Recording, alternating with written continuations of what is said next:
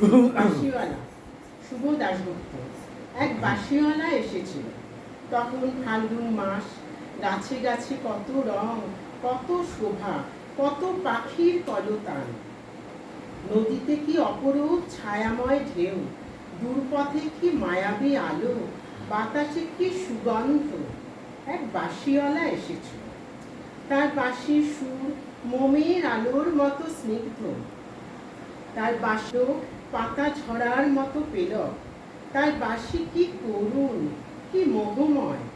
সে এসেছিল, জানলার পর্দা উড়ল হাওয়ায়, দুয়ারের আগল গেল খুলে, বাগানের গাছের পাতার ডালে ছড়িয়ে পড়ল প্রজাপতির মতো রঙিন গান। আমার তখন অনেক কাজ, অনেক ঘর সংসার, সমাজ, পরিবার, দায় দায়িত্ব অনেক। মনটা আনচান করে উঠল। ভেতর থেকে কে যেন ঠেলা লাগালো, যাও যাও, দেরি করো না।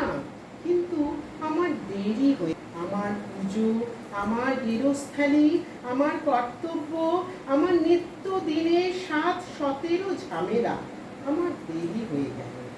যখন সব সেরে, সব চুকিয়ে ছুটে গেলাম বাইরের বড় দরজাটার বাইরে, পথে রাঙা ধুলোর বিষণ্ণ পথে, তখন বাঁশিটা পড়েছিল ভাঙা, সুরহীন, স্তব্ধ।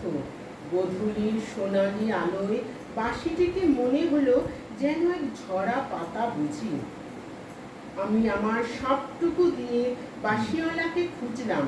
সন্ধ্যা লবণে আকাশে ফুটে ওঠা প্রথম তারাটি বলল, আমি এখানে।